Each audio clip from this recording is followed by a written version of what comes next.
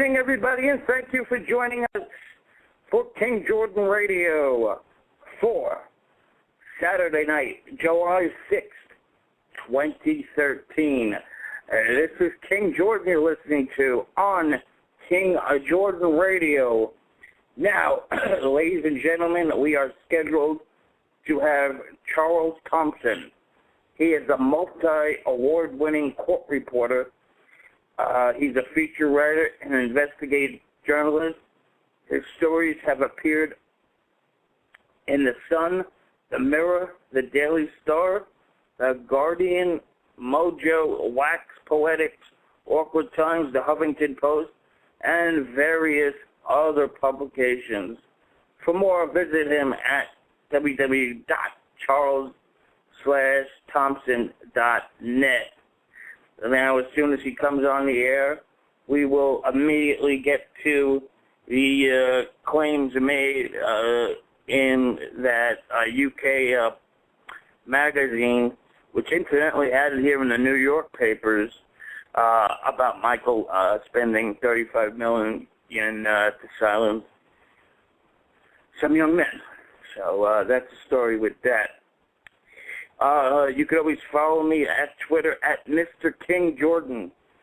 Become my friend at Facebook, King Jordan Radio. Ladies and gentlemen, let's bring him in. The one and only Charles Thomson. Good evening, Charles. How are you? I'm all right, thank you. How are you doing? I'm doing quite well. It's very nice of you to stay up late here and join us on the King Jordan Radio show. Well, it's not that late here. That's okay. That's no problem.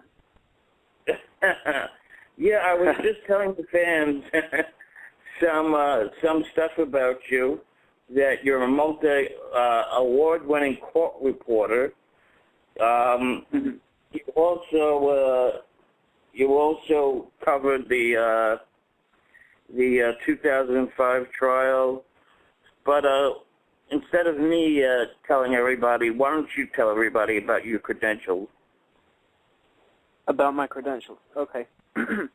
I'm a journalist in Britain. I'm the lead reporter on the flagship paper at the biggest regional newspaper chain in England.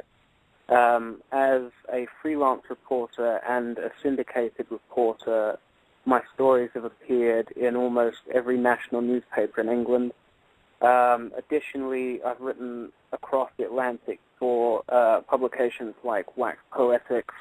I was one of the youngest reporters to ever be given my own blog on the Huffington Post. I was 21 years old when I was invited. I've contributed to 2 popular Michael Jackson biographies. So I've been quoted in 2 more. And I've won 2 awards as a journalist. Right, and your website is what, Charles? It's www.charles-thompson, which is spelled THOMSON.net. Okay, now you obviously had, like myself, are not too fan-friendly with 85% of the media that covers Michael Jackson. Now, let's start off right at the heart of what's going on. Last week, it picked up here in New York, in the New York Daily News. They took The Mirror in the UK, I think, reported 24 boys. Mike paid off $35 million. Well, they pretty much copied and pasted right here in New York, and you would have thought it was coming from them. Yeah, so, it was the Sunday People that published it, which is the sister newspaper of The Mirror. So The Mirror runs Monday to Sunday, but it has a second Sunday edition called the Sunday People. Now, the first thing that came to my mind is, first of all, they had a trial in 2005. The character that's talking about it has no credibility, as far as I'm concerned. Now, but that's just me speculating. What do you know? Because I know you printed out an article about the settlement that never was. What could you share about that? Yeah, well, probably the most disturbing part of the story that the Sunday People ran was a claim that Michael Jackson had settled a case of child molestation in 1992, which, of course, would predate the Jordan Chandler case of 93. Now, the narrative that the fans and that the whole world has come to understand is that Jordan Chandler was the first accuser, and then all of the others came afterwards. So had it turned out that there'd been a secret settlement in 92 before Jordan Chandler, then of course the implication of that is that, what on earth are the odds that there would have been a secret false accusation before Jordan Chandler's false accusation. So the story is clearly designed to give the impression that, in fact, this was something that had been going on for a period of time before the Jordan Chandler case, and therefore the idea that the Jordan Chandler accusation was false is not to be believed. Now, this settlement, the story of this settlement, has been in the public domain since at least 2005, when it was written about on the Fox News website. And it came from a series of tapes which were handed over to Michael Jackson's defense in 1994. Michael Jackson, in 94, hired a private investigator called Anthony Pellicano to represent him, to investigate his accuser and to help build up a case for conspiracy to defraud him out of money. So these tapes were handed to Anthony Pellicano's office by a tabloid journalist called Jim Mitjager, who he worked for the National Enquirer, and he was, as the tapes revealed, he was involved in the process with numerous people of paying them money and badgering them to try to get them to make accusations against Michael Jackson. Now, among these files that were given to Michael Jackson's defense by Mitjager was this supposed settlement document from 1992. Now, the document, Mitjager, in his notes, said that he never saw the settlement document. It was read out to him over the phone by a woman called Taylor Shea, and Taylor Shea was a serial tipster who used to ring up Mitjager and give him information about various celebrities for money. And so she read out this alleged document, and he paid her some money for the story, and really no more was known about it. He wasn't able to find out any more about this supposed settlement in 1992. Now, in 2005, the prosecutors in the Michael Jackson case had access to all of these documents because by this point, Anthony Pellicano had been imprisoned on unrelated wiretapping charges. And so when he'd been arrested, they'd seized all of the material from his office, included in which was the Michael Jackson stuff. And so in the FBI's possession was all of these tapes, which had been handed to Pellicano by this tabloid reporter. And so among there, they found this transcript of a supposed settlement document. So they handed it over to the prosecutors in Michael Jackson's case. And they looked into it, and they were unable to find any evidence at all that this was a legitimate settlement. The person who was named in the document as the child who was settled with turned out not to exist. The mother turned out not to exist. They couldn't find any record that this settlement had ever actually been paid.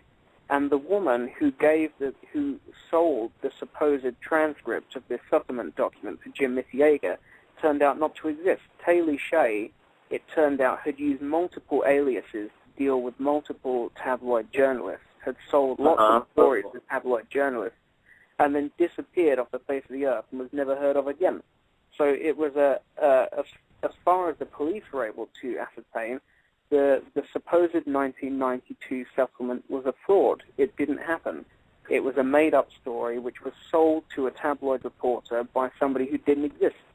And so this has all been in the public domain.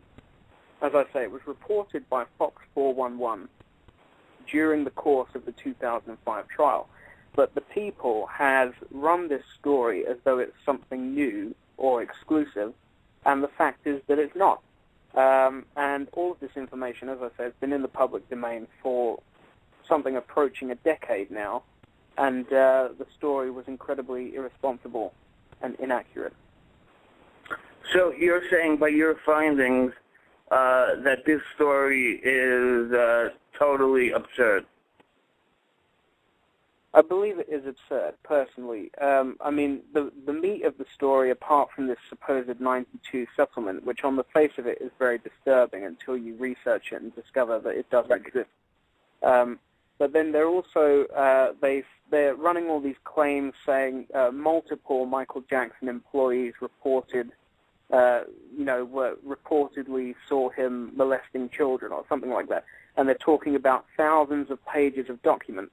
Now, it's true that Mick Yeager did hand over to Anthony Pellicano's office thousands of pages of documents, but all of the stuff that the People is quoting comes from one document, and that document is a transcript of an interview with a couple who once worked for Michael Jackson called Philip and Stella Laymark.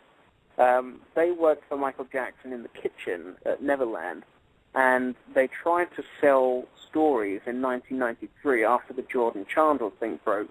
They went to the press and tried to sell stories about Michael Jackson for serious amounts of money. And so they sold some stories to the press, or at least some stories that they told the press were published. I don't know if they were ever paid in the end. The police read these stories in the press, which in itself should tell you something about these people's credibility. So they're claiming to have witnessed the molestation of children, and instead of going to the police, either at the time or after the Jordan Chandler thing happened, instead of going to the police, they go to the press and start asking for hundreds of thousands of dollars in payments for their story. So the police saw their stories in the press and dispatched somebody to interview them. And that person concluded that they were not credible and that they did not have any genuine evidence of any actual molestation. And it was shown in documents which were presented in a 1993 television documentary that they had actually agreed to fabricate parts of their story in return for more and more money. So at first they negotiate this $100,000 payment from a particular news organization, and they say, well, if you pay us $100,000, then we'll say that we saw X, Y, Z. And then they started saying, but if you pay us $500,000, we'll say that we saw him do this, this, and this. So as the story, as they asked for more and more money, they agreed to add increasingly graphic details to the story.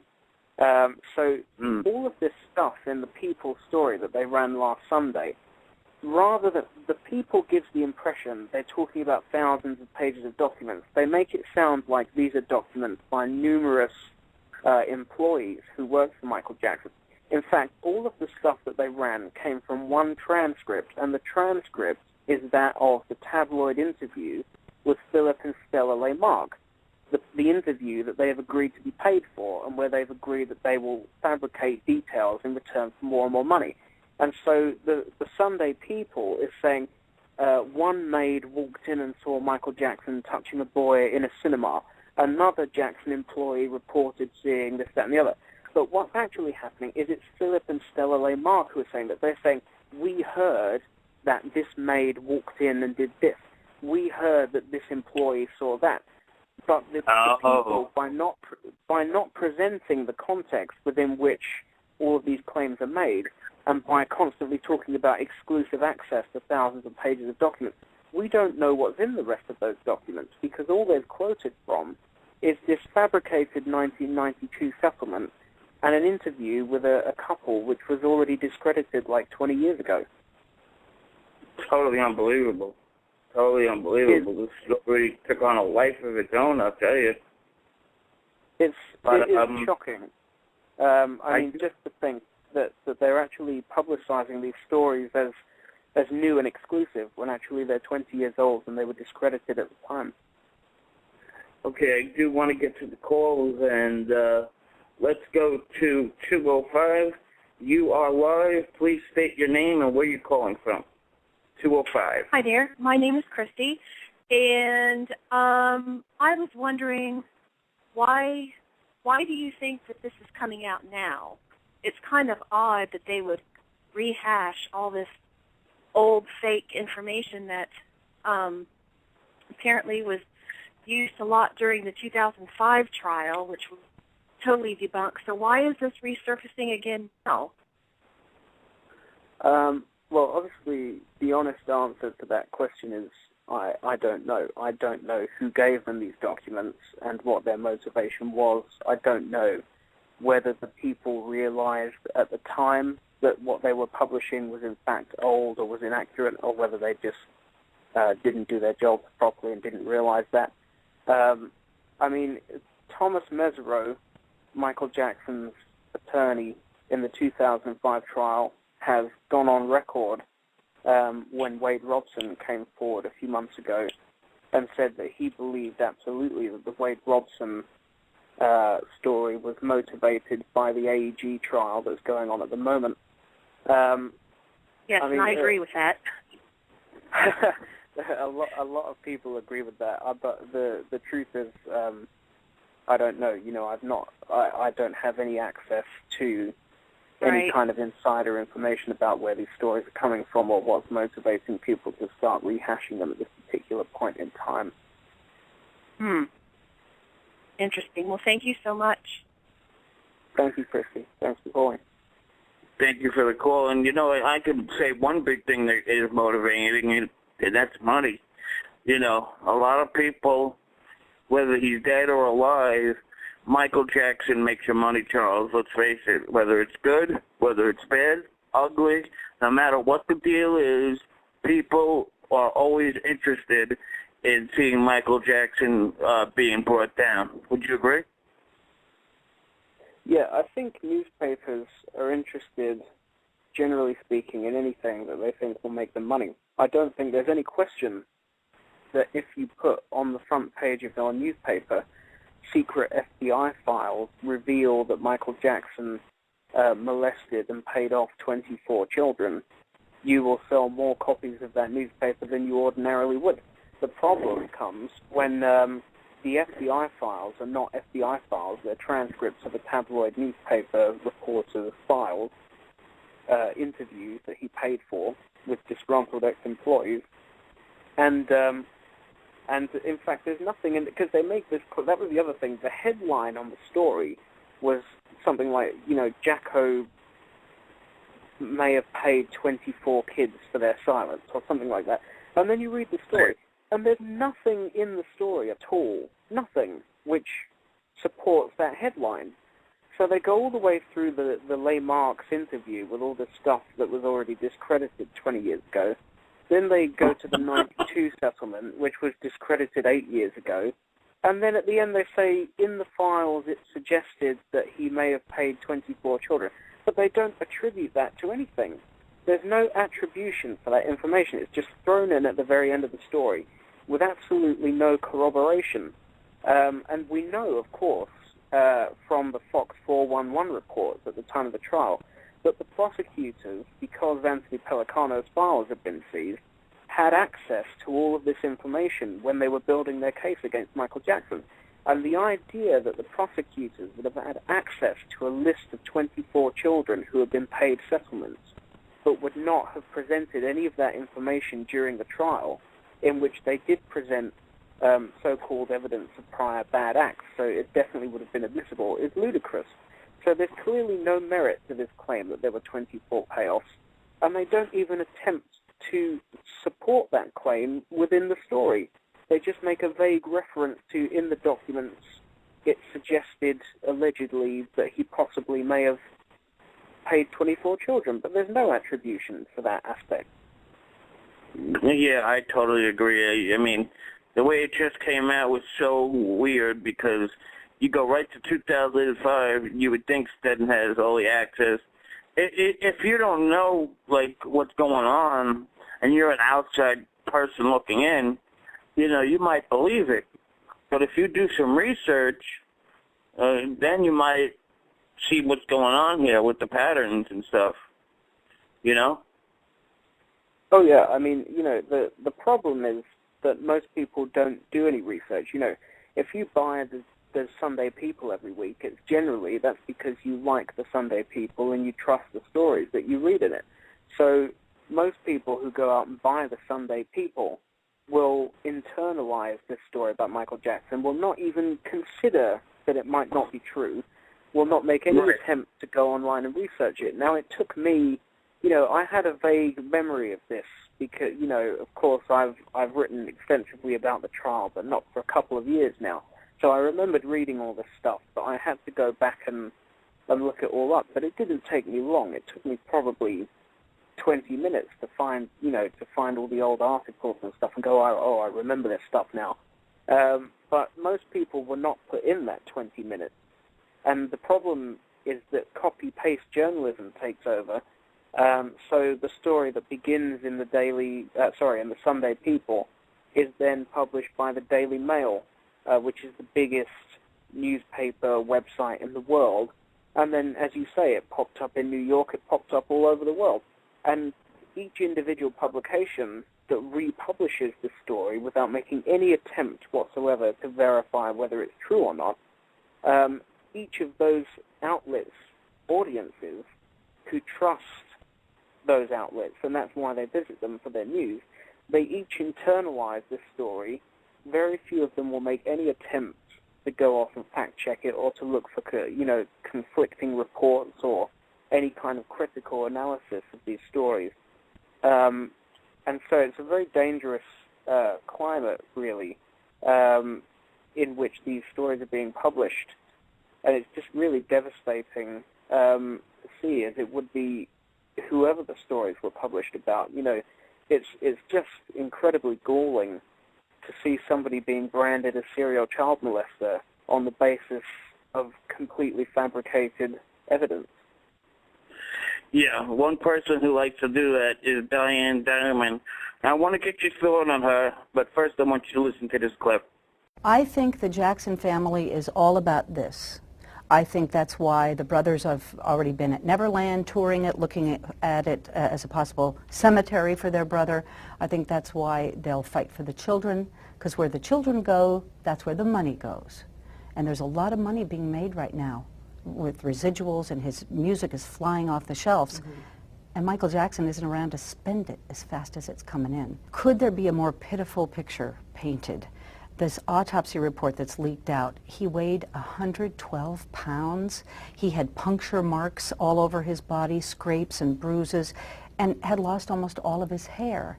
You see, this goes back to the anorexia that he fought for so long, plus all the drug abuse. But anorexics often lose chunks of their hair, and apparently he had.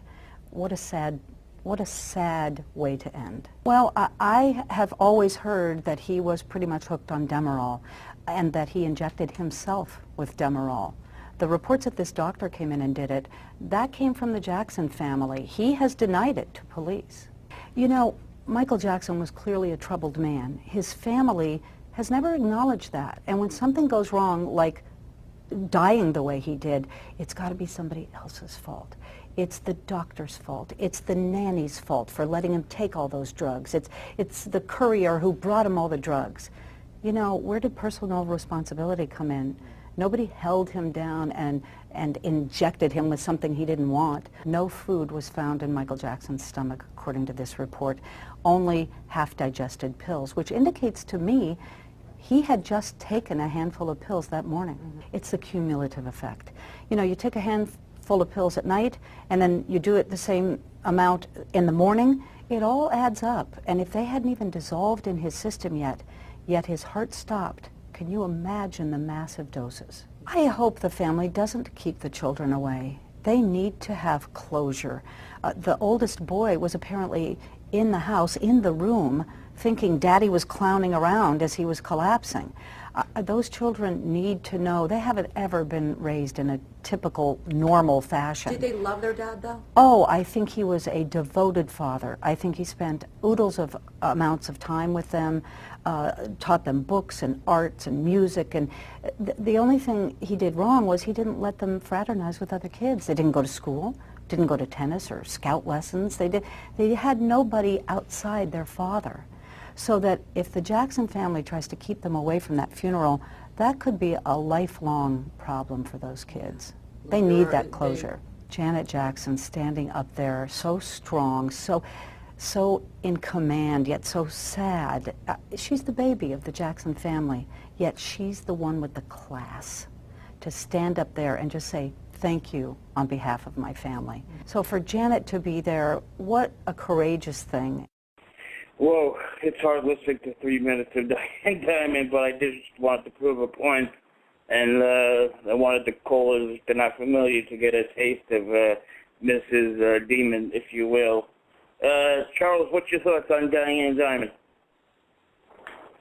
It was interesting just listening to that fairly lengthy clip of Diane Diamond and the amount of information there, which was incorrect. I believe she's speaking about a leaked autopsy report which came out in the days after Michael Jackson's death, which turned out to be a fraud. The real autopsy report came out much, much later. Michael Jackson, in fact, according to the coroner, was not underweight. He was, in the words of the coroner, at Conrad Murray's trial, Dr. Murray's trial, in 2011, the coroner said Michael Jackson was, quote, in above-average health for a man his age. So for Diane Diamond to be claiming that he was dreadfully malnourished and underweight and so on is incorrect. She states that it's her opinion that Michael Jackson was hooked on Demerol. The coroner, who testified in Conrad Murray's trial in 2011, said that he found no evidence of Demerol addiction. And indeed, another doctor has taken the stand in the last week during the AEG trial and has said that there is no evidence that Michael Jackson was addicted to any painkiller in the final years of his life. She states there in that clip that the family will fight for Michael Jackson's children because they want access to his money. There's no evidence of that at all. That's a nonsense. Michael Jackson bequeathed children in his will to his family, allegedly, but I don't think there is any question that he would have done that. She states in that clip, I believe, that Prince, Michael Jackson's oldest son, was in the room when Michael Jackson was ill, when Dr. Murray was treating him on the day of his death and thought his father was clowning around. That certainly is not true. That's not what Prince's evidence was when he gave evidence at trial last week. He said that he saw Conrad Murray administering CPR to his dad, but nothing about thinking he was clowning around. So what you get with Diane Diamond, what I noticed listening to that clip is she uses words like apparently quite a lot. You know, his oldest son was apparently in the room and apparently thought that his father was clowning around. I spoke to Thomas Mesereau about 3 weeks ago by telephone for about 2 hours, and I asked him if there was a particular media report that he found the most upsetting during the trial, because we were speaking about the press coverage and how absolutely horrified he was by the coverage whenever he saw it. About, Mike Taiti, he likes, there's only about a handful he mentions that he likes in the media. He don't like Geraldo. Yeah. He don't like Diane. Yeah, so, I said to him, was there a specific report or a specific thing that you saw which really, really made you angry? And he didn't mention a specific story, but he mentioned one specific reporter, and that reporter was Diane Diamond. Yeah, he is. I remember her talking on there was a panel on Court TV, now it's in session, when Dr. Conrad Murray was on trial. They had Diane Diamond, a security guard, and the Rolling Stones guy. And they went to Diane and they said, what do you think of Michael Jackson's death? And instead of saying, it's very unfortunate for the kids, she had the nerve to say, well, I always knew this would be like an Anna Nicole, Elvis. I always knew when I'd be there to report Michael Jackson. In other words, she is just like so obsessed with Michael Jackson, at least putting him down. And she's not even a reporter. as far as I'm concerned. Was that the debate? Was that on HLN? Did that appear on the network HLN?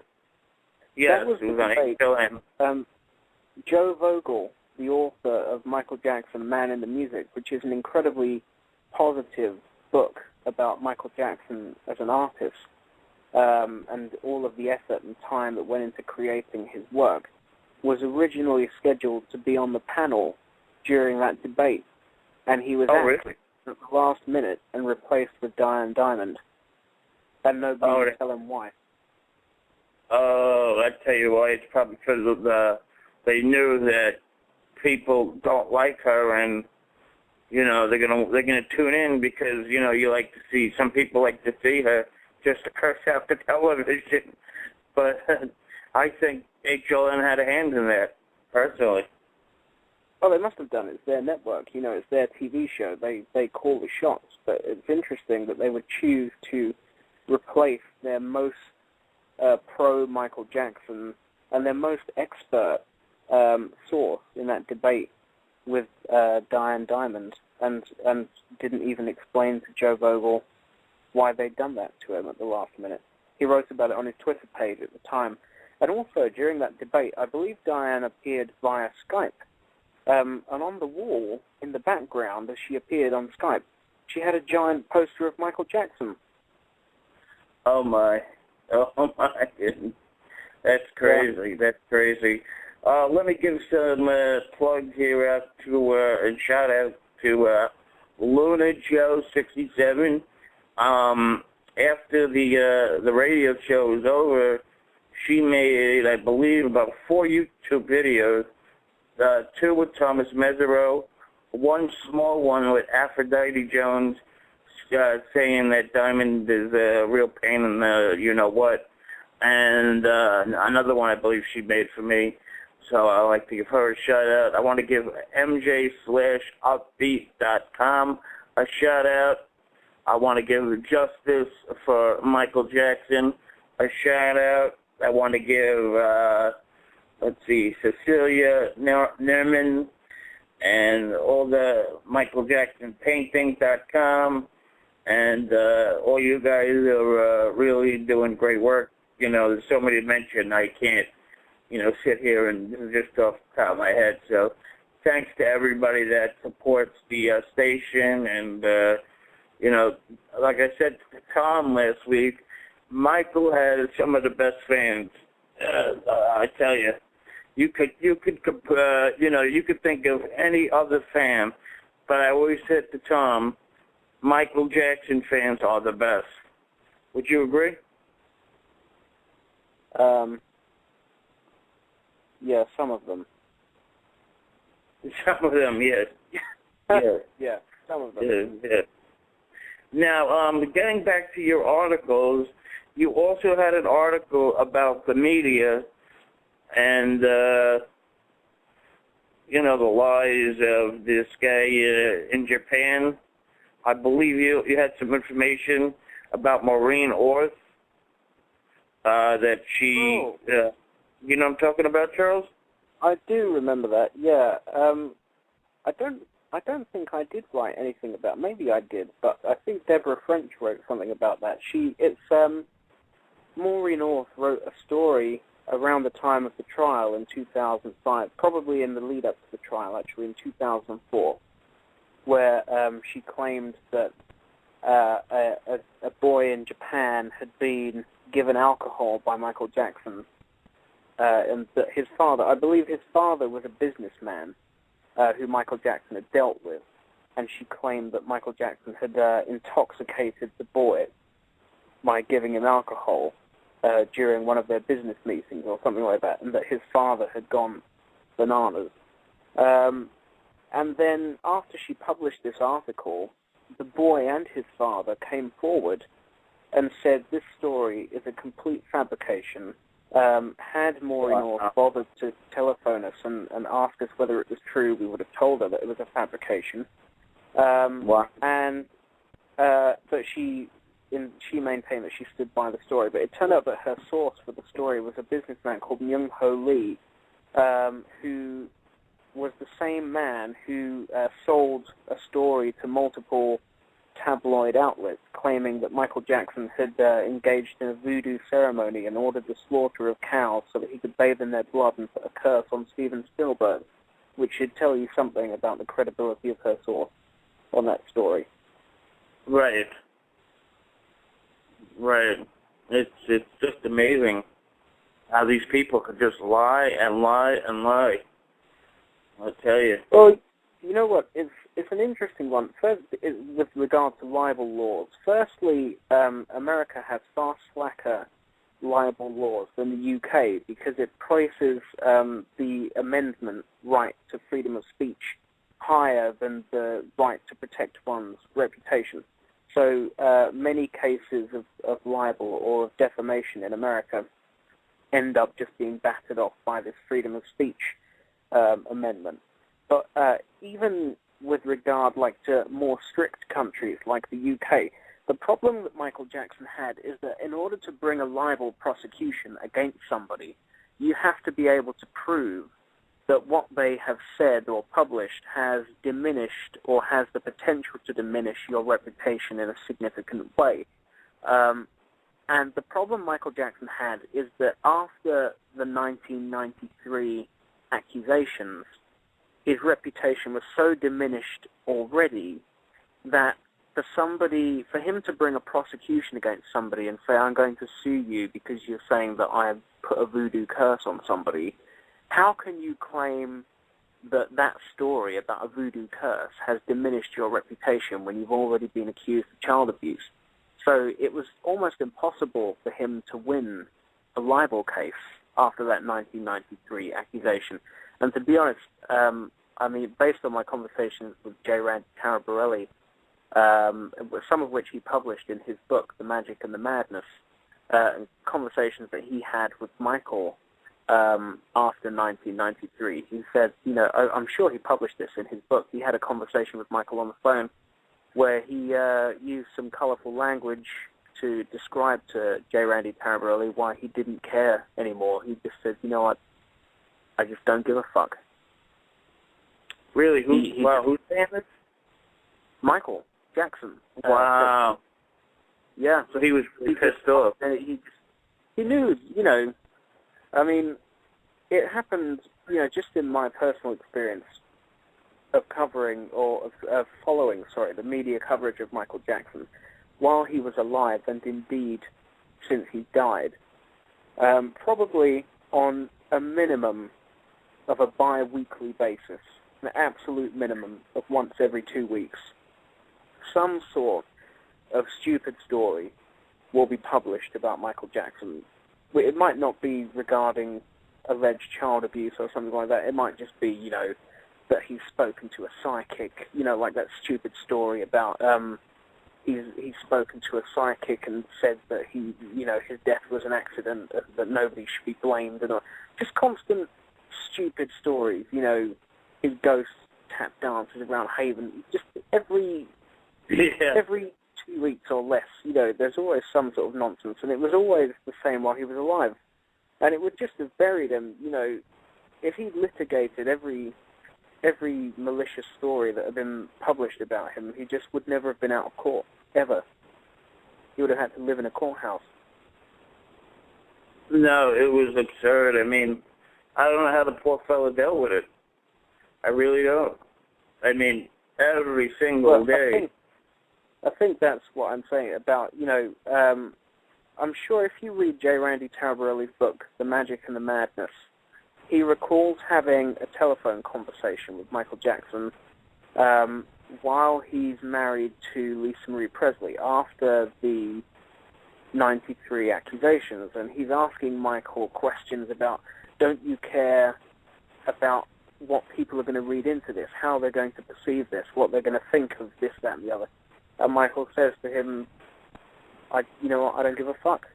I don't care. He was just done with it after 93, because how much worse can it get than what he was accused of in 93?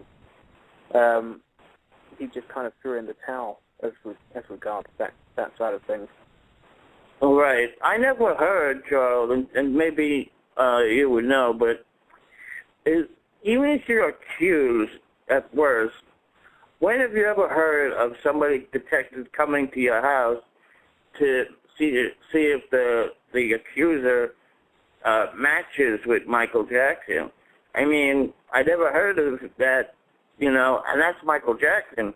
Then they say celebrity this, celebrity that. I heard of a lot of cases, you know, like Jerry Sandusky, the football coach. Nobody made him strip down naked.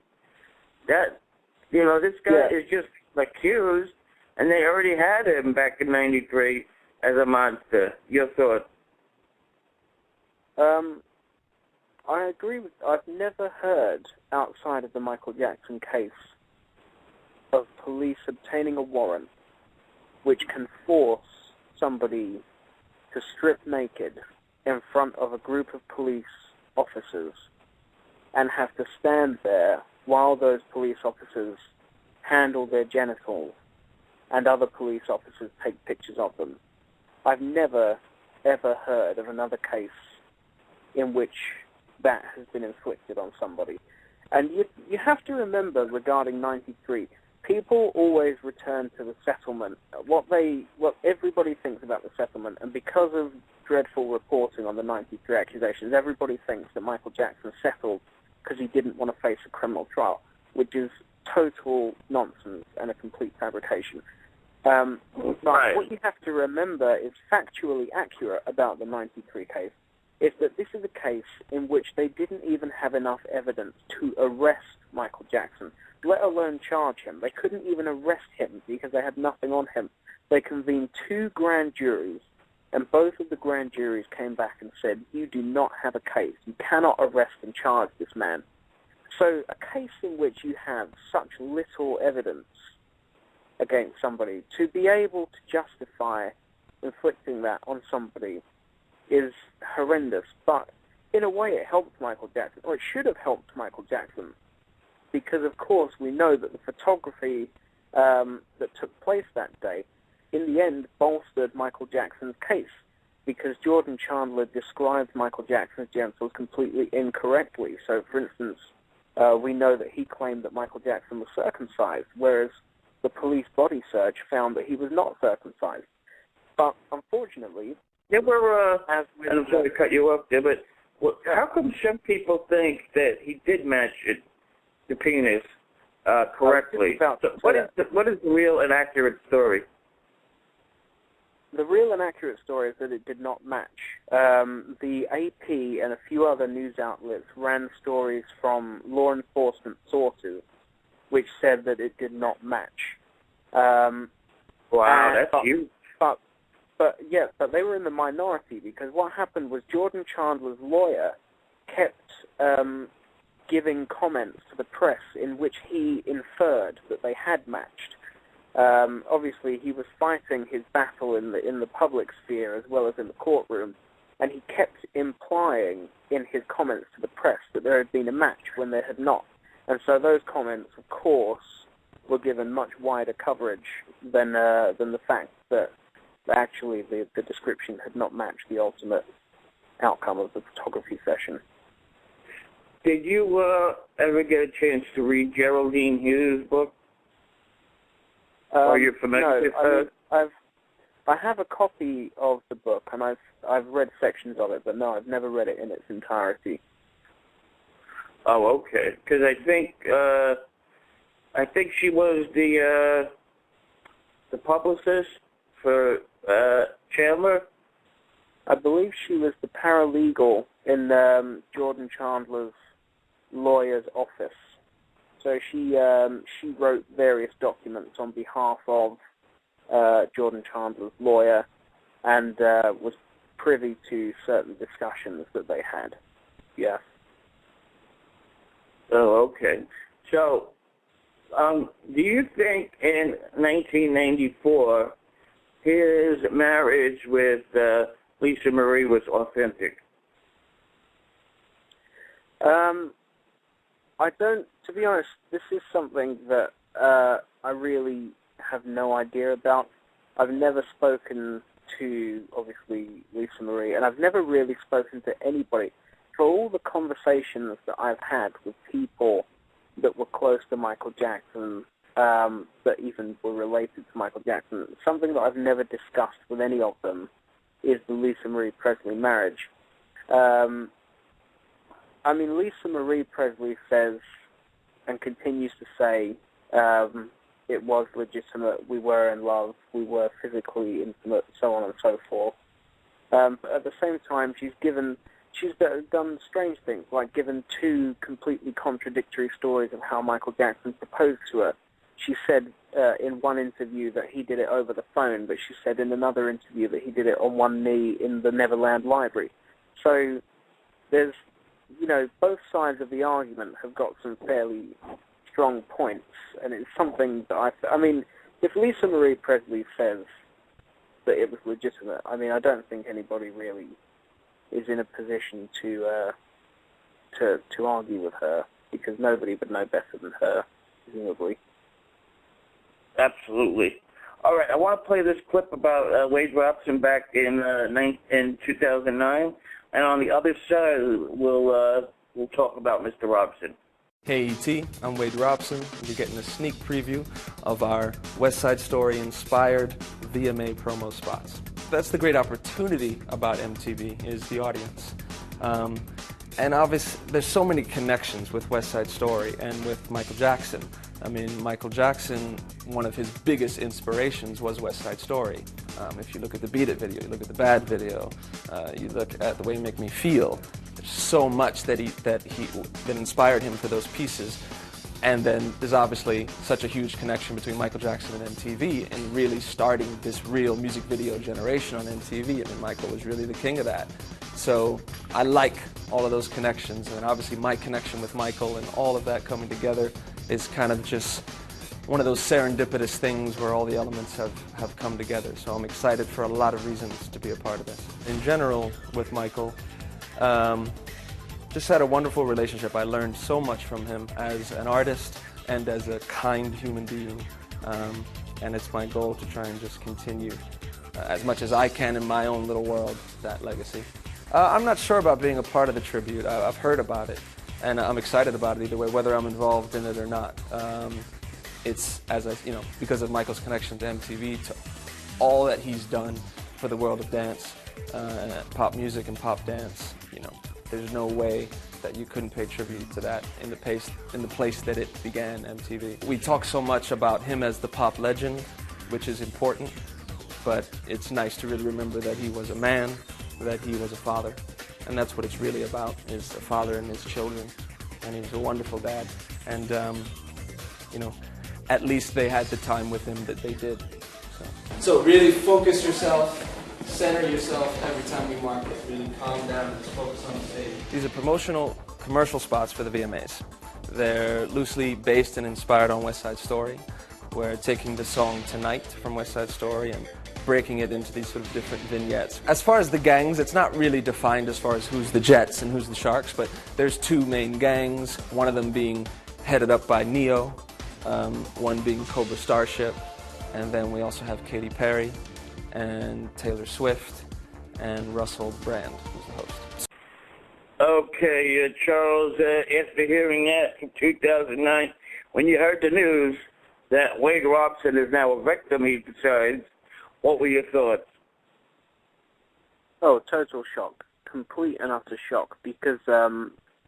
Robson, of course, has maintained for 2 decades that Michael Jackson never behaved inappropriately with him. Right. For much of that time, he was an adult with a fiancée, indeed with a child. Right. He clearly was not a small, impressionable child. He was a grown man living in the real world who clearly would have understood what sexual molestation was. And for some of that time, of course, he was under oath, twice under oath. Right. Testifying. And he was a grown man as far as I'm concerned. At 20, what was he, 22, 23 when he testified? Yeah, he was a grown man with a fiancée and a lucrative career. And and no reason why at all why he would not have understood. I mean, this is a man who has a fiancée, so it's a reasonable assumption that this is a man with an active sex life. Right. And the idea that an adult man with an active sex life would not understand that Michael Jackson had performed sex acts on him is ludicrous. Right. It's a very good point to bring up. I didn't even think about that. That's a very good point. His testimony in the 2005 trial was absolutely fantastic for the defense. He was such a strong witness that Michael Jackson opened his defense case with him. He was the first witness out of the block during the defense case where he came on and he said absolutely vehemently, Michael Jackson never touched me. He never did anything inappropriate with me whatsoever.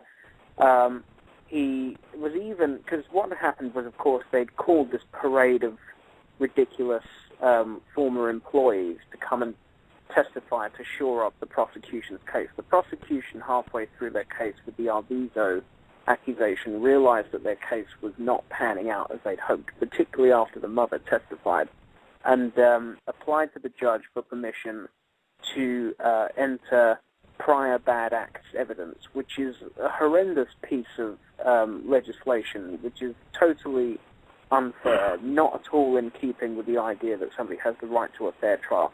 And the prosecutors were allowed to call witnesses to claim that they had witnessed molestation on children who themselves now maintained that they had never been molested, which is ludicrous. All of these witnesses were absolutely demolished under cross-examination anyway, but Michael Jackson started his defense case by calling these children. He called, who were now adult men, Wade Robson, Brett Barnes, Macaulay Culkin. All three of them came in and said, this is ludicrous. I'm really angry that the prosecutors have even allowed this to come into evidence. It's totally not true. He never touched me. We're still friends today. Wade Robson testified that he was still friends with Michael Jackson. Indeed, as recently as about 2008, he testified, not testified, but spoke about socializing with Michael Jackson. But what happened was he was such a strong witness on the stand that the prosecutors ended up practically begging him to admit that maybe he was molested when he was asleep, because, of course, the testimony had been that he'd been awake. It was these various former employees who were all found to have been fired for stealing and trying to sell the stories to tabloids and, hostile witnesses and so on. And he vehemently denied all of this stuff. And so Ron Zonen ends up pleading with Wade Robson to say, well, maybe you were molested when you were asleep, because then you wouldn't remember it, would you? It was lunacy. It was the first witness for the defense, and it was absolutely devastating for the prosecution because he was so solid in his testimony that nothing inappropriate had ever happened. But now he's come forward, he's filed 50 individual demands for money from various individuals and organizations connected to Michael Jackson. Wow. 50. And he 50. went on the Today Show, and he said, I'm not here for money. I'm not doing this for money. This is not about money. Yeah. I mean, why else would you file 50 lawsuits? Why else would you file a creditor's claim? Yeah. Not only a creditor's claim, so what he's done is he's gone for a two-pronged attack. He filed a creditor's claim, which is basically like sending an invoice to somebody. But then he's also threatened these 50 civil lawsuits, where it's like, if you don't just pay me, then I'm going to take it to court. And he's relying on the testimony. According to various media reports, if you can believe them, he's hoping that a former maid of Michael Jackson's called Blanca Francia will come and testify in his support. Because, of course, Francia, back in 1994, sold a story for $20,000 to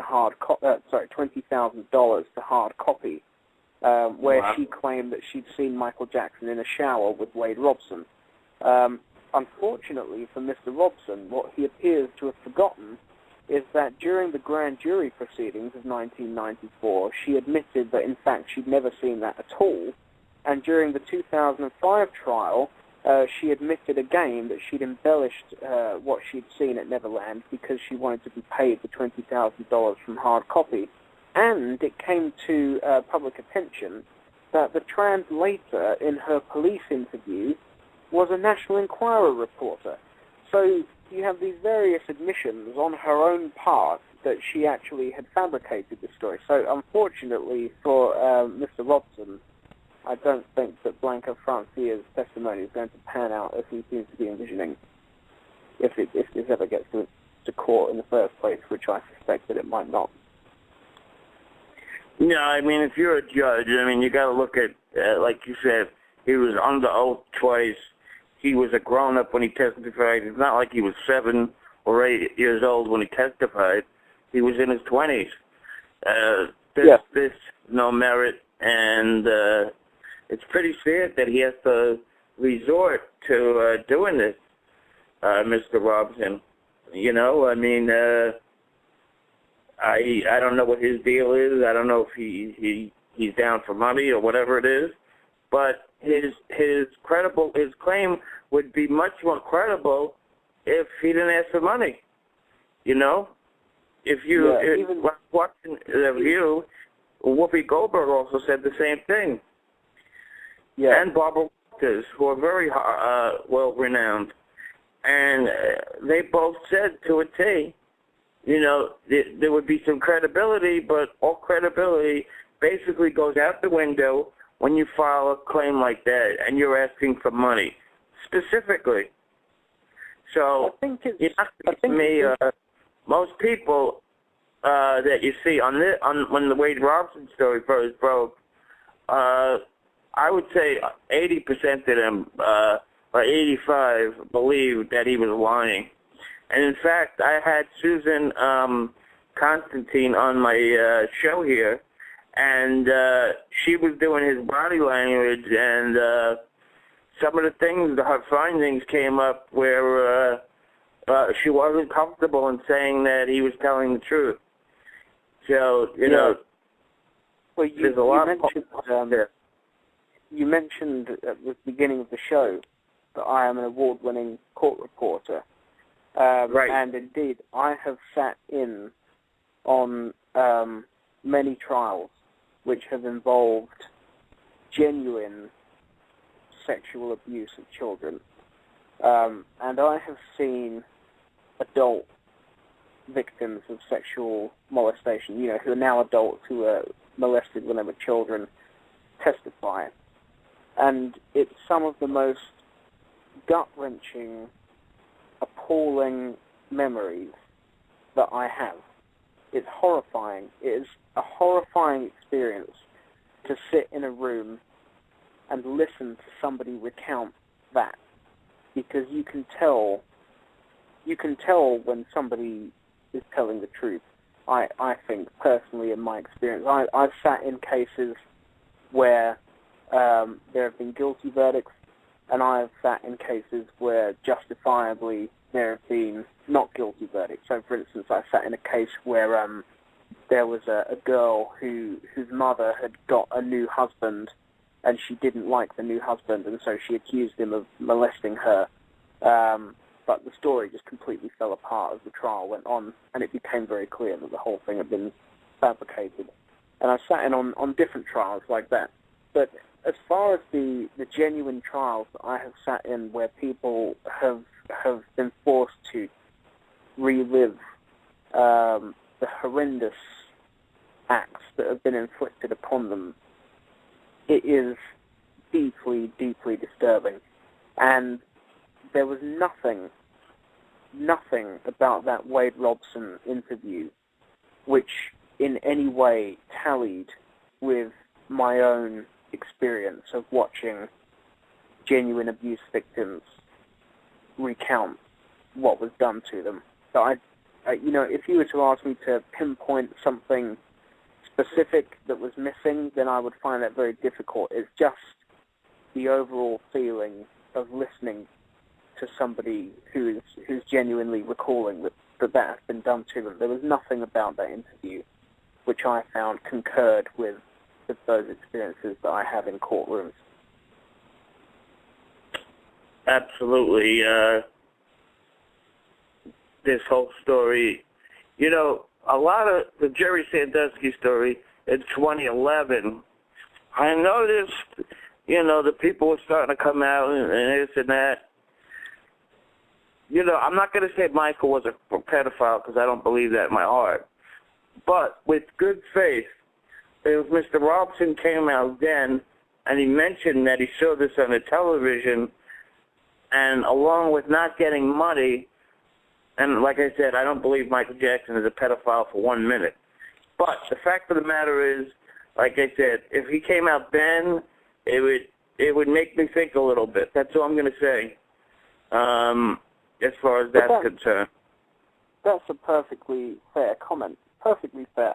You know, if you were to suddenly have a raft of people that came forward and said they'd been molested and there was no problems with their story and they didn't appear to have a financial motive, it would be absolutely appropriate to start to question whether, you know, perhaps they were telling the truth. But the problem in the Michael Jackson case, because I saw that Diane Diamond wrote something on her Twitter page the other day, actually. She wrote something like, Georgie, Gavin, Jason, and now Wade, when are Michael's fans going to accept that, you know, that all these people can't be lying, or something like that. But, you know, you have to look back through history. There are cases where people have been falsely accused by hundreds of victims. I'm thinking, for instance, of the Kelly Michaels case in New Jersey, where something like 300 children were persuaded to testify against her, and then later she was completely vindicated and acquitted. It turned out she'd done nothing wrong. It was all bad police work, bad psychological examinations, which have planted ideas in young children. You've got the Dale Akiki case. You've got the McMartin case, the McMartin preschool case. There's tons of cases through history where you've had hundreds of people who've come forward and told completely bogus stories of molestation. The problem that Diane does not accept with that, or does not acknowledge in that tweet, is that there are genuine concerns and errors and inconsistencies in the stories of all of those four people that she's listed. And the other problem that she has is that the first case, the Jordan Chandler case, was financially motivated, and every subsequent case has been financially motivated. Every subsequent case. So you have Jordan Chandler, who at first says Michael Jackson never touched me. His father is the one who says he was molested. He's secretly recorded in a... Your point. I want you to tell us the father, how he died, when he died, and why you think he died. I believe the father died in late 2009, although my memory is sketchy on that. He committed suicide, and of course that was what that was what really brought me to the attention of Michael Jackson's fan community, actually, because what had happened was I'd been working with a newspaper in England called The Sun, as a sort of a Michael Jackson expert, you know, working with them on various stories. So, for instance, I worked with them on a story whereby, as somebody who knew a lot about Michael Jackson, I recognized that in the film This Is It, there were a number of songs where they had taken vocals from old demo recordings of Michael Jackson songs and dubbed them over his performances to make it sound like live vocals. And various other stories that I worked on with The Sun. And then Evan Chandler committed suicide, and I was contacted by The Sun to work on the story.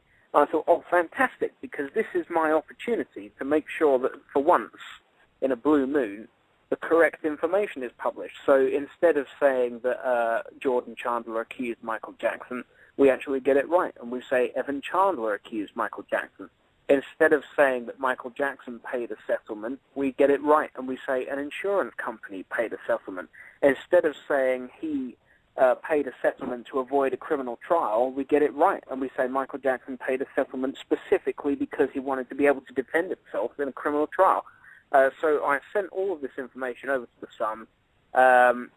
Of course, the next day the story came out. They'd not used any of it. Even though I'd specifically said to them, this information is all inaccurate, it's what everybody always publishes, please publish the accurate information, they didn't. And I wrote a blog about it because I was really annoyed about it, and that blog was found by some fans or something, and within about a month, if you typed the title of that blog entry into Google, it was coming up with more than 1 million hits, which was absolutely staggering. Wow. And so the Evan Chandler suicide is actually what brought me to the attention of Michael Jackson's fans in the first place, back when I was just blogging in obscurity on my own website. Yeah, so... Computers were new back in 93, right? What was that about 93? I'm saying the computers, the way they are now compared to 93, it's like night and day. Yeah, it has its plus sides and its downsides. Obviously, for everybody who's going to write a blog, putting the correct information out onto the internet, there's probably 5 people that are going to do the exact opposite. But yeah, it gives a voice to the dissenters. I mean, as part of my research for the Huffington Post article, although the 93 stuff ended up never getting used just because the article would have been way too long, I did go back into newspaper and magazine archives and just downloaded hundreds and hundreds of articles, about the 93 case. And there were so few dissenting voices. What was happening was Michael Jackson was not commenting on anything for the most part, whereas the accusers' lawyers were commenting on everything, which was really framing the media narrative. And so not Geraldine Hughes, what's her name? There was a lady who wrote an article for GQ. Oh, Mary Fisher. Mary Fisher. She was really the only person to really properly investigate. And there were 2 documentaries as well. There was a PBS documentary called Tabloid Truth, and there was another one in the UK called The Hunt for Michael Jackson. And apart from those 3 particular pieces of very good journalism, most of it was just the press rushing to judgment, chasing what seemed like a fantastic story, and perpetuating all this nonsense, which has, unfortunately, become the narrative. It shows the power of the media. These things are not true. Just a few examples of things which categorically are not true. It's not true that Jordan Chandler accused Michael Jackson of molestation. It was his father. And it was only after a prolonged period of exposure to his father, because his father gained custody to him, that he changed his story. It's not true that Michael Jackson paid a settlement to Jordan Chandler. An insurance company paid that settlement. It's not true that it was $30 million, even though that's what they always say. It's not true that he paid that settlement to avoid a criminal trial. That's categorically not true. It's there in the wording of the settlement document. Specifically, this does not preclude the participants in the settlement from testifying in a criminal case. So all of these things, which categorically and unarguably are not true, have become the truth, if you will, have become the narrative which has been perpetuated for the last 2 decades as a result of lazy journalism in the early to mid-90s, and nobody really probing these accusations in the way that they should be doing. No question about it. I want to talk to you a little bit about the AEG lawsuit, but first I want to let you hear this clip. I think that testimony, it didn't look staged. He just made a recollection of what he remembered. I know a lot of people saying, don't put kids on the stand, don't do this. I've said it before, I've said it again. Michael Jackson was a good father. He may have been an unusual man in the entertainment business for some people, but he was a good father. And I think that listening to the witnesses of what happened will sway the jury. One of the other things that Prince talked about is when Conrad Murray came out to the kids at the hospital and he said, "Sorry, kids, your dad's dead," in a very matter-of-factly way. Yeah, that to me is that's inexcusable. I don't know. If I were Michael, I don't know that I would want my child to go on the stand, especially when he lived that terrible episode in his life at 12 years old. I know how the death of my son affected my children. That's a really tough thing for a child to go through. But on the other hand, because I always weigh things both sides, maybe it was good for him to be able to finally express his love for his father. You know? I think in this case, it can sway the jury because we're trying to call into question whether Michael Jackson is really their father, and that video shows, of course, he's their father. So I think that will help, and I also think that, you know, anytime you hear somebody saying they're going to kill me, that's going to help, you know. But as a jury member, I would want to know more information. What did he mean by they're going to kill me? Is it too many concert dates? Is it they're giving me too many drugs? I just think that left some unanswered questions for me personally. I think it was the pressure of the tour of so many dates. That's what I think. And, so, you know, not only Michael, I've heard other artists say things like this, that this tour is literally going to kill me. I don't know whether I can do this many dates, whatever. And it's, I think that's what he meant by it. But I don't think that any of us at this table, because none of us have lost a father at that age, to be able to know what the effect that it's had on those children and what they're feeling inside. It's immeasurable. I know this, that in my particular case with my 8 children, sorry, my son was my kid's father to my younger kids. And that's when my heart breaks for this little boy, because that is a huge adult thing to have to do with such a tender heart. That's why, if I were Michael, I would say, please don't do that to my kids. This is done. The guy, you know, he's in prison, and this is a terrible thing to put him through. But I do believe there can be closure for the child to be able to say, my dad was awesome. You know? Well said. Well said. Well said.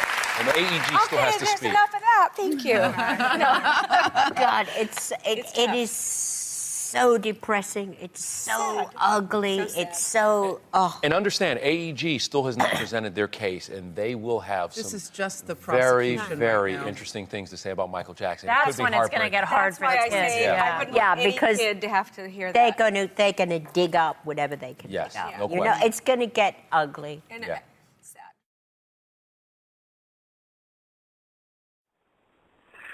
Well, Charles, we know that you were the one that announced the comeback date for This Is It. And now we find ourselves with Catherine and the kid versus AEG in a civil trial for about $40 million. Your thoughts on what's going on as we stand right now with the trial and as we move forward?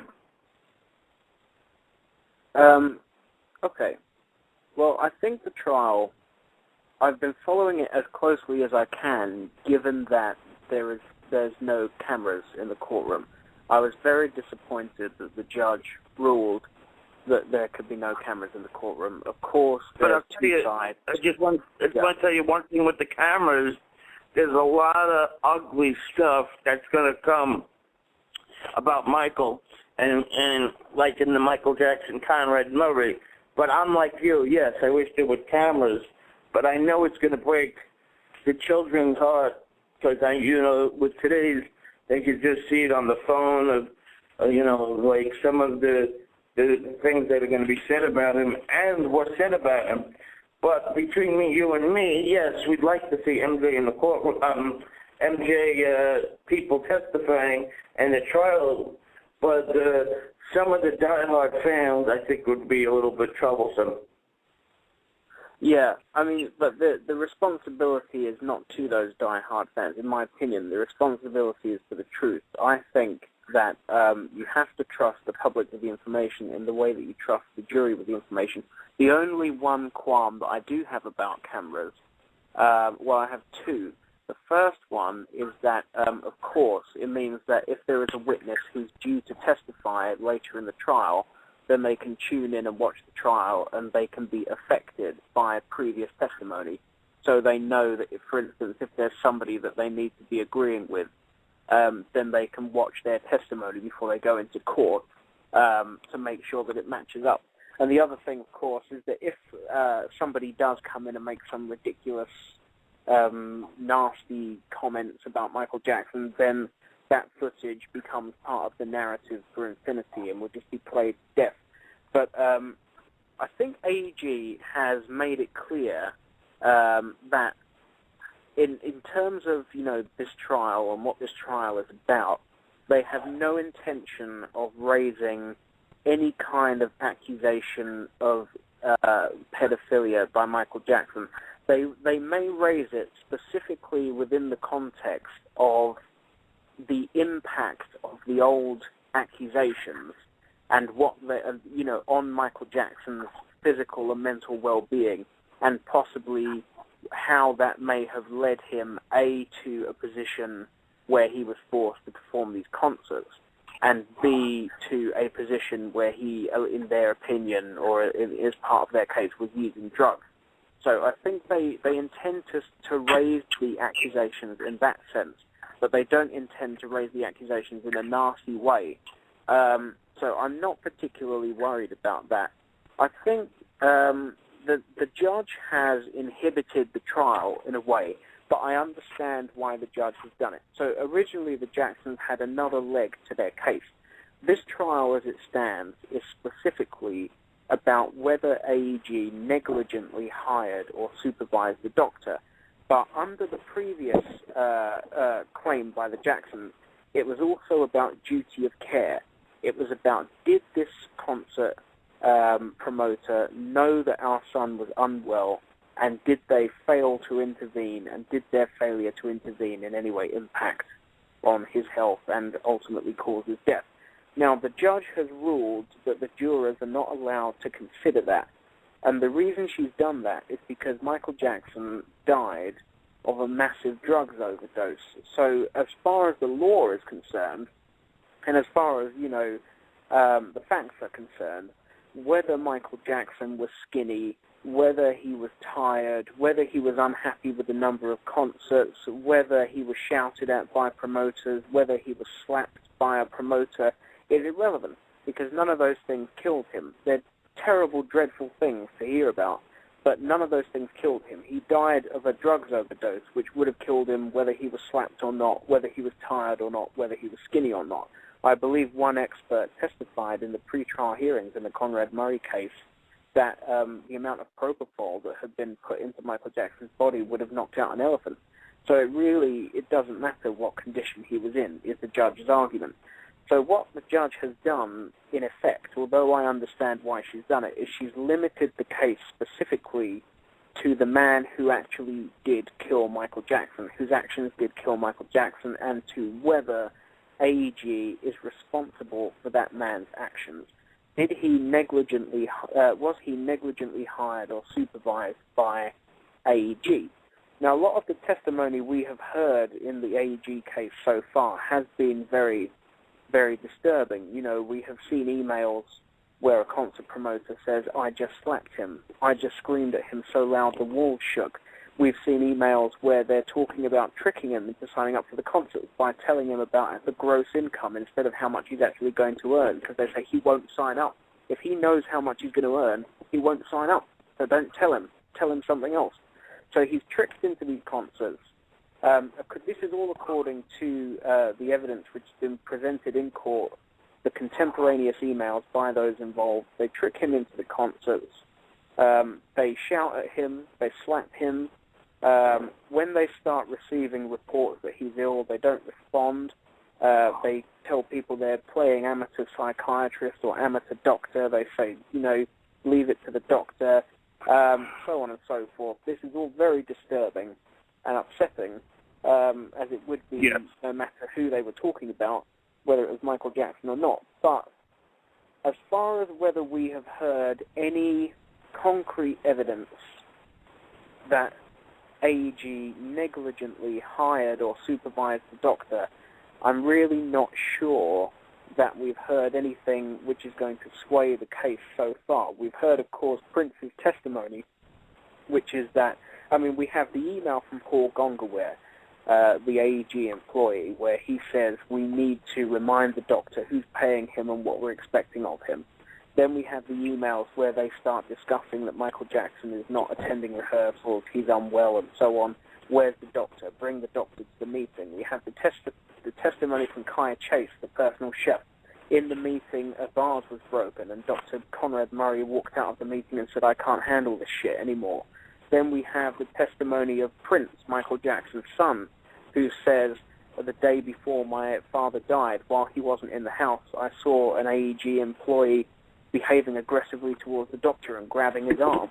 So this could be inferred as a timeline which is involving AEG putting pressure on the doctor to behave in a certain way because A, they need Michael Jackson to perform, they don't want the concert to be cancelled, and B, the doctor needs Michael Jackson to perform because he has a reliance on that income. But I'm not sure whether we've heard anything which is solid enough for me to say at this stage that I am confident that the Jacksons could win this case.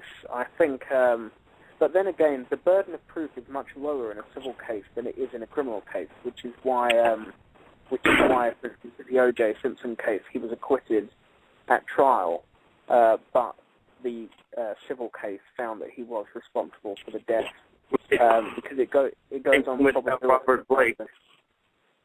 Pardon? The Robert Blake case, he was acquitted, which was Tom Mesereau, but then I believe they had some kind of differences of opinion, and he was acquitted, but I think he lost the civil case. So there you go. Yeah. You're right, Mr. Blake and Mr. Simpson. Yeah, there's a lower burden of proof than there would be in a criminal trial. The Jacksons do not have to prove their case beyond a reasonable doubt. They simply have to persuade the jurors. I think it's something like 51%.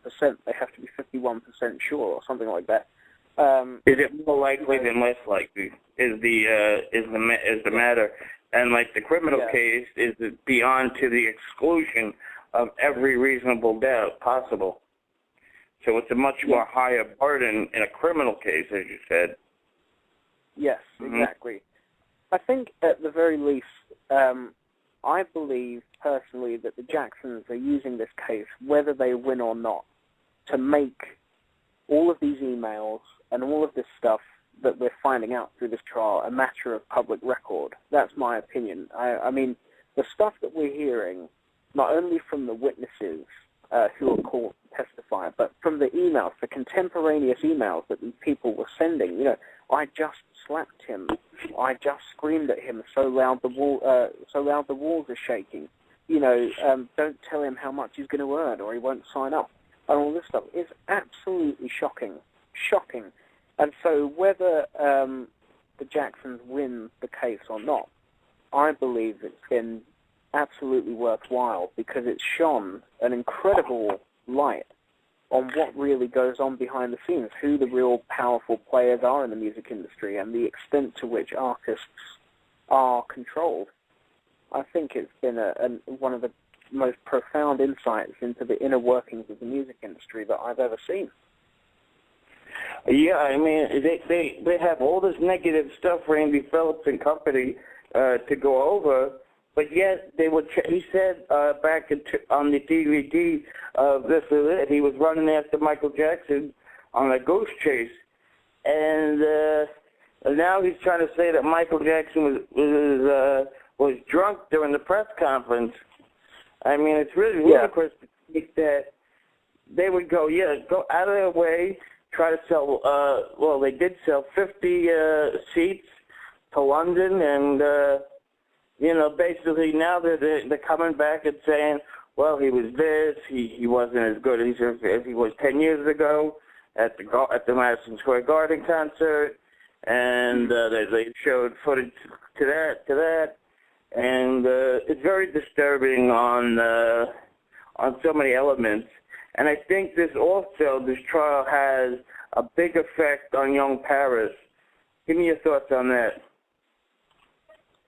I'm not sure I have any thoughts on that, really. I don't have any access to any information about the Paris situation that you don't have. Although I'm in touch with some family members, I have not asked them about the Paris thing. I believe that's their personal issue to deal with. So really, I mean, what I will say is that I'm slightly concerned by some of the press reports which seem to be blaming the trial for Paris's, for the incident involving Paris. Paris is a plaintiff in this case. She is a litigant. She brought this case against AEG alongside her brother and her grandmother. So I think to claim that she, as some media outlets are doing, that she's somehow being forced into testifying or that she doesn't want to testify and it's a terrible burden for her, I don't think is fair. I believe, the fact that she is a plaintiff in this case, the fact, some of the comments she's made on Twitter, her defense of her father, her comments about various business ventures involving her father since his death, I don't think it's fair or accurate to be blaming this trial for Paris's unfortunate position at the moment, or to be claiming that she's in any way being forced to take part in this trial.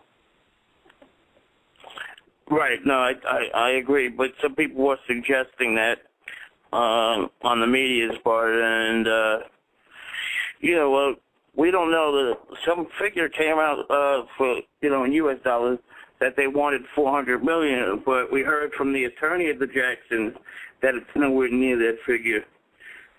Yes. Well, what will happen in the case is that the jurors will hear from experts who will testify as to how much Michael Jackson could have earned had he not died at the hands of Dr. Conrad Murray.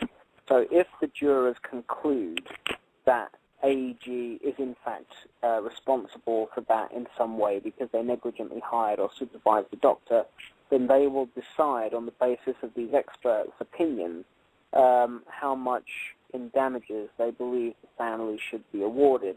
And I think that one of the estimates by one expert was that he could have earned as much as $40 billion, something like that.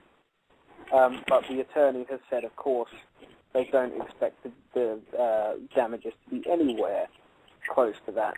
Some of these damages seem to be predicated on the idea that he would have completed further tours had he not died. He could have toured X amount more times in his life if he'd not died.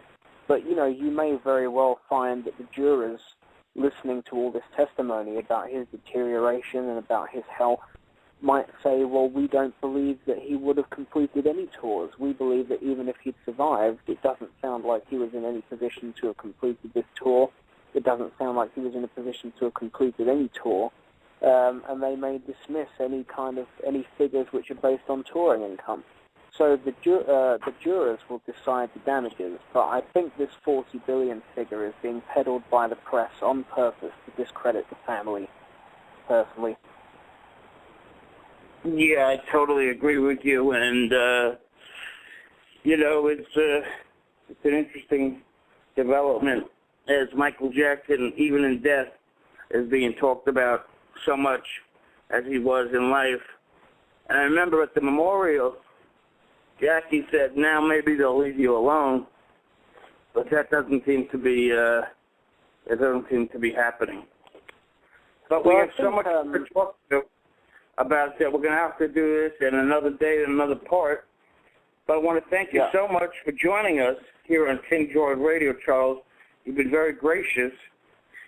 So what we'll do is we'll bring you back on another time, and we'll finish up. But I think we got, the 90% of what the fans needed to know and catch up with.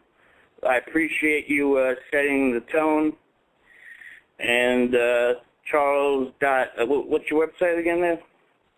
It's Charles-Thomson, THOMSON.net.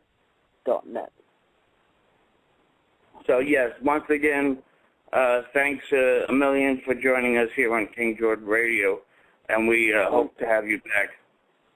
Thank you very much for having me. It's been a pleasure. Okay, Charles. We'll speak to you soon. Will do. Thank you. Bye-bye.